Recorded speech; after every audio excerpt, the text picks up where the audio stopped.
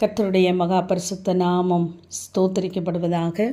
2 நாளாகமம் 13ஆம் அதிகாரம் 12ஆம் வசனம். கர்த்தருக்கு விரோதமாக யுத்தம் செய்யாதேயுங்கள், செய்தால் உங்களுக்கு சித்திக்காது என்று நாம் வாசிக்கிறோம். கர்த்தருக்கு விரோதமாக நாம் யுத்தம் செய்கிறவர்களாய், போராடுகிறவர்களாய், பேசுகிறவர்களாய் இருப்போமானால் நம்முடைய காரியம் வாய்க்காது.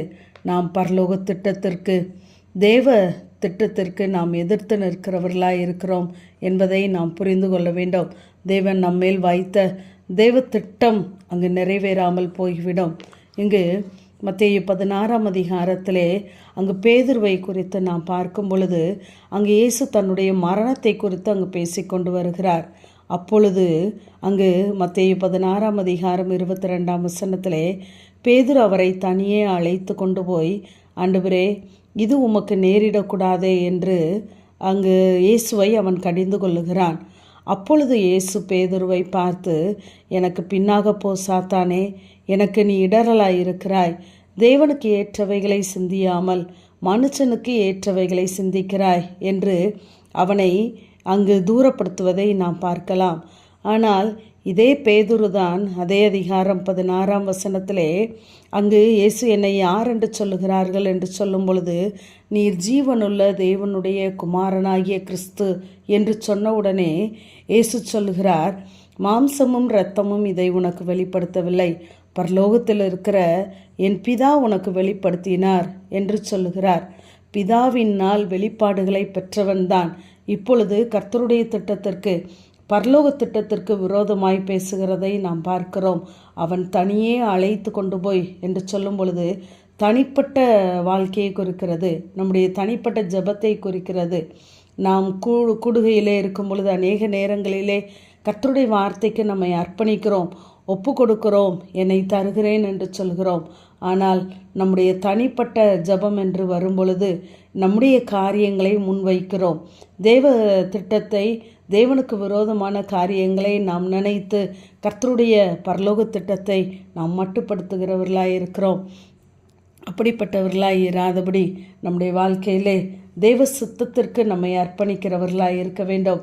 கர்த்தருக்கு விரோதமான காரியங்கள், கர்த்தருக்கு விரோதமான வார்த்தைகளை நாம் பேசாதபடி நாம் கர்த்தருடைய சமூகத்திலே கர்த்தருடைய வார்த்தைக்கு கீழ்ப்படியும் பொழுதுதான் கர்த்தர் நமக்கான காரியங்களை அவர் வாய்க்க பண்ண போதுமானவராகவே இருக்கிறார்.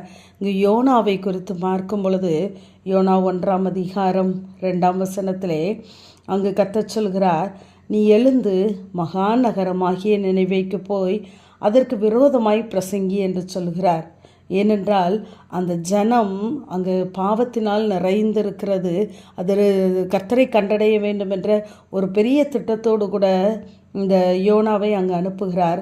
ஆனால் அவன் அந்த ஜனங்களுடைய வெளி தோற்றத்தை பார்க்கிறான். பார்த்து இந்த ஜனங்கள் பொல்லாதவர்கள், அங்கு போனால் எப்படியும் நமக்கு அடிவிலும், இல்லாவிட்டால் அவர்கள் திருந்த மாட்டார்கள் என்ற ஒரு மனித அறிவு அவனுக்குள்ளே இருந்ததினாலே அங்கு தெய்வ திட்டத்திற்கு விரோதமானவன் செயல்படுகிறான். ஆகவே நாம் ஒருபொழுதும் வெளியிலிருந்து ஒரு காரியத்தை பார்க்கக்கூடாது. கர்த்தர் சொன்னால் நிச்சயமாகவே அதற்கான வழிகளை நமக்கு திறந்தருளுவார். ஆகவே அப்படிப்பட்ட சூழ்நிலைகளிலே அவன் அங்கு போய் அங்கு இன்னும் 40 நாட்கள் தான் உண்டு என்று பிரசங்கிக்கும் பொழுது அங்கு ராஜா மாத்திரமல்ல, அங்கு மனுஷர்கள், மிருகங்கள், மாடுகள், ஆடுகள் ஒன்றும் எதையும் ருசி பாராமலும் மேயாமலும் தண்ணீர் குடிக்காமலும் தேவனை நோக்கி உரத்த சத்தமாய் கூப்பிட்டார்கள். அப்பொழுது அவர்கள் தம் பொல்லாத வழிகளை விட்டு அவர்கள் திரும்பினார்கள் என்று சொல்லி நாம் பார்க்கிறோம். கர்த்தர் இப்படிப்பட்ட ஒரு மனம் திரும்புதலை வைத்திருந்தார். ஆனால் யோனா அதற்கு விரோதமாய் செயல்பட்டான். முடிவிலே கர்த்தருடைய அந்த காரியங்களை ஏற்றுக்கொண்டபடினாலே அங்கு காரியம் வாய்த்தது.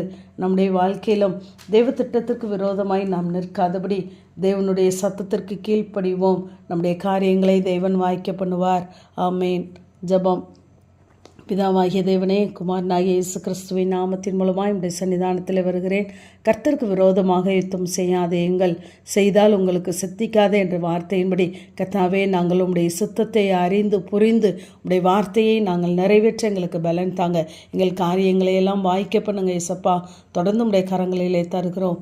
இயேசுவின் முழு ஜெபங்கேலும் எங்கள் நல்ல பிதாவே.